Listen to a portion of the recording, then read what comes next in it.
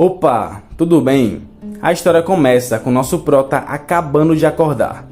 Um cara diz que não queria dizer aquilo, mas não tem dinheiro para ele ali, e mandou ele ir embora. Ele pergunta por que não tem nada para ele. O homem diz que ele foi golpeado por um monstro, o que fez com que eles usassem várias poções de cura para que ele não morresse, e depois ele foi atingido por uma pedra e desmaiou. Ele completa dizendo que por causa dele, eles levaram muito mais tempo para concluir a raid, e diz que as poções que ele usou são muito caras, e por causa disso não tem nada para ele ali. Nosso prota revoltado diz que tudo aquilo aconteceu porque eles pediram para que ele servisse de isca para atrair os monstros. Ele sabe que não fez um bom trabalho, mas que não pagar é ilegal. O homem pergunta se ele se lembra do que ele disse quando se juntou ao grupo. Ele diz que foi o nosso prota quem deu a ideia de servir de isca para atrair os monstros, e nem para isca ele serviu. Ele devia ter sido grato por ter sido salvo por eles. Eles vão embora e nosso prota agradece a eles pelo trabalho duro. Naquele mundo, raids e masmorras apareceram.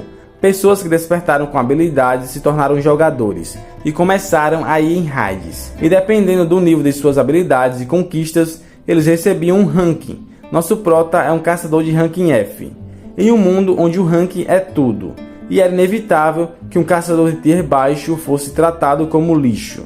Mas ele estava de boa com aquilo, porque ele tinha um raio de luz. A pessoa que ele mais amava, Riedin, estava do lado dele. Ele diz que já fazia um tempo que não se viam, já que ela estava muito ocupada. Ela responde bem fria que era melhor estar ocupada do que desempregada.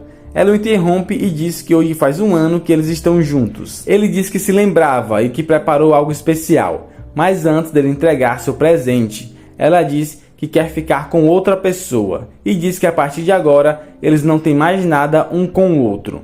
Ela se levanta e diz que vai embora. Ele, sem entender nada, pede para ela esperar. Ela diz que os dois eram caçadores de ranking baixo há um ano, mas ela conseguiu evoluir e ser uma ranking C. Já ele continua no mesmo nível. Ela manda ele parar de tentar ser caçador e o chama de patético. Ela diz que ele é tão patético que não consegue nem olhar para ele e que não quer mais ser associada a um ranking F como ele. Ele sabe que seu nível é muito baixo, mas pensou que se trabalhasse duro, um dia iria ver os resultados do seu esforço. Mas no fim, todos veem ele como um perdedor sem talento e sem habilidades. Ele ligou para o seu único amigo. Ele está no parque e seu amigo pergunta o porquê ele estava ali, já que ele iria se encontrar com sua namorada. Nosso prota diz que muitas coisas aconteceram e só queria ver um rosto amigo.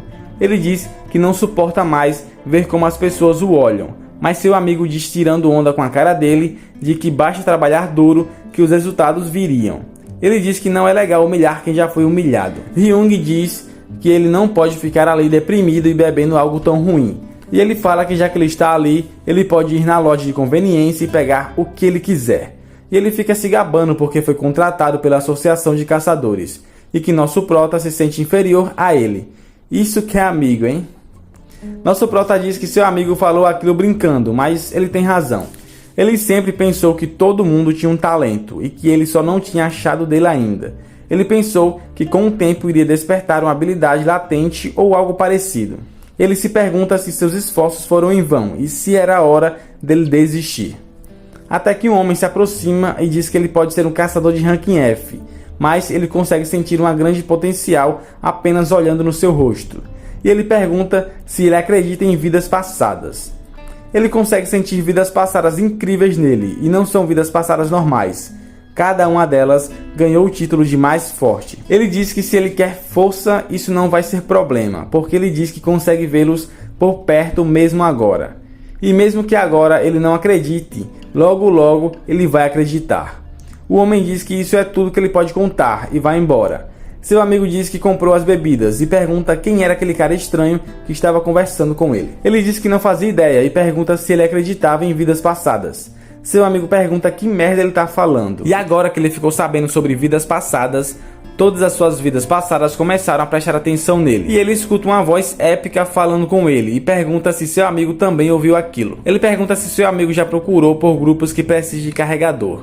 Ryung pergunta se ele está falando sério, quer fazer um trabalho tão duro como esse. Nosso prota diz que não tem escolha e que precisa do dinheiro, porque precisa pagar o aluguel e o orfanato teve umas dificuldades. Seu amigo diz que tem um grupo de ranking C, procurando um carregador, mas eles não são as pessoas mais amigáveis do mundo. Nosso prota diz que só precisam que eles paguem. Na volta para casa, nosso prota encheu a cara e está bêbado, mas seu amigo o leva e diz que é para ele não esquecer de chegar no horário amanhã. Ele fala que pode ter apenas um amigo, mas é um bom amigo, e todos podem chamá-lo de retardado que não sabe nem cuidar de si mesmo, mas pelo menos ele está tentando.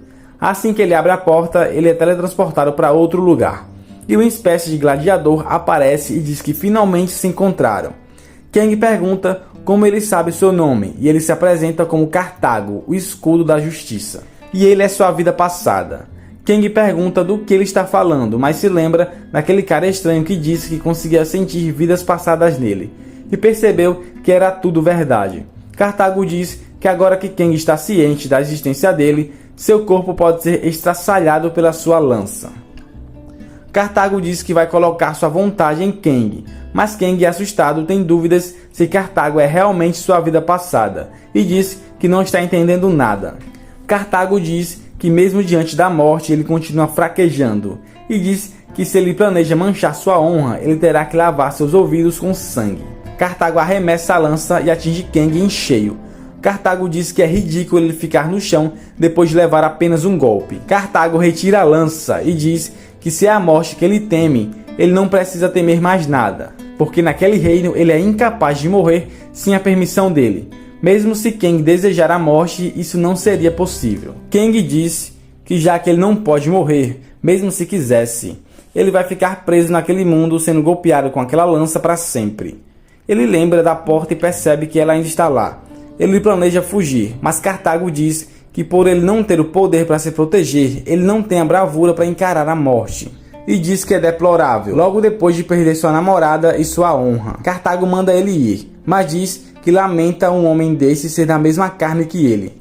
Kang diz que ele não sabe nada sobre ele. Ele poderia não ter poderes ou habilidades, mas ele tinha esperança.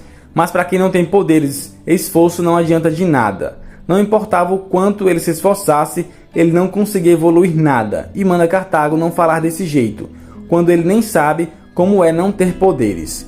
Kang, furioso, diz que ele não sabe nada sobre ele, e como ele ousa falar daquele jeito com ele.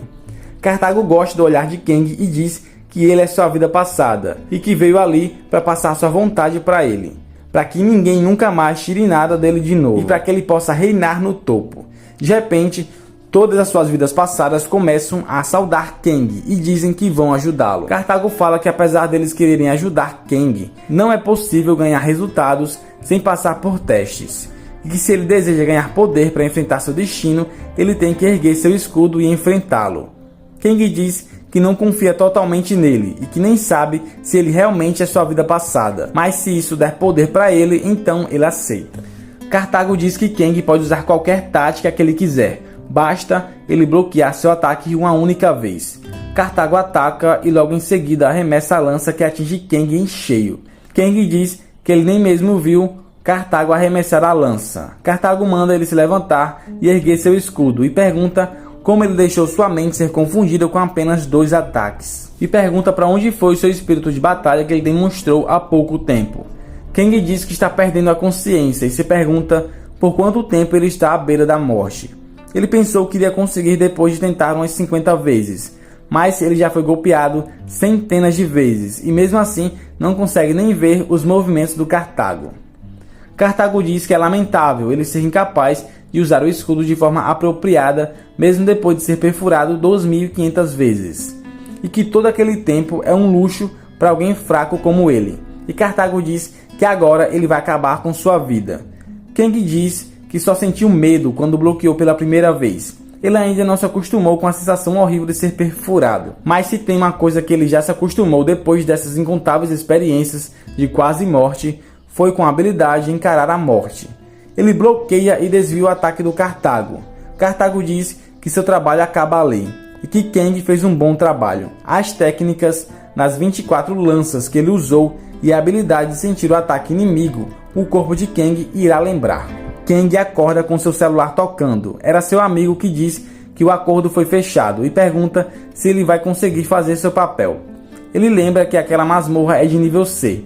Kang diz que vai ficar bem e que ele precisa do dinheiro. Ele pergunta se já pode ir para lá e pergunta onde fica o local.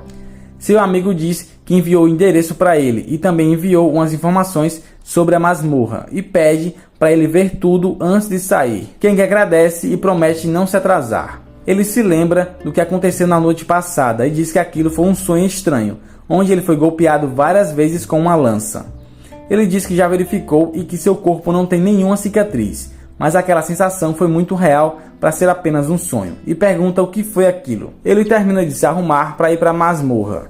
Quando ele está saindo, ele vê o escudo que ele ganhou, assim que ele se registrou como caçador, e não lembrava dele ficar naquele canto. Ele diz que já faz um tempo que não o via. Ele decide levá-lo. Na entrada da masmorra, ele espera seus companheiros chegarem. Então, sua ex-namorada pergunta por que ele está ali. Ela diz que ele está seguindo ela. O líder da equipe aparece e pergunta se Kang está incomodando ela. Ela diz que não, ele é apenas uma pessoa que ela acha irritante e manda ele ignorar Kang. Mas o líder se irrita e pergunta por que um burro de carga está andando com o escudo. E pergunta como ele vai carregar os cristais de mana se ele vai estar com o escudo. Kang se irrita e uma de suas vidas passadas, o Mestre das Trevas, observa tudo. Kang se desculpa e diz que essa é a primeira vez que ele está sendo um carregador. Já na entrada da masmorra, o líder diz para eles entrarem em formação. E ele vai tomar a frente, já que ele é o tanque. Mas assim que ele abre as portas, eles percebem que tem algo errado. Kang sente uma sensação parecida com a que ele sentiu quando enfrentou Cartago e estava prestes a ser perfurado. Claro que agora a sensação é bem menor, mas ele consegue sentir a intenção assassina. Então, uma lança é arremessada contra a equipe. A lança acaba atingindo em cheio nosso prota.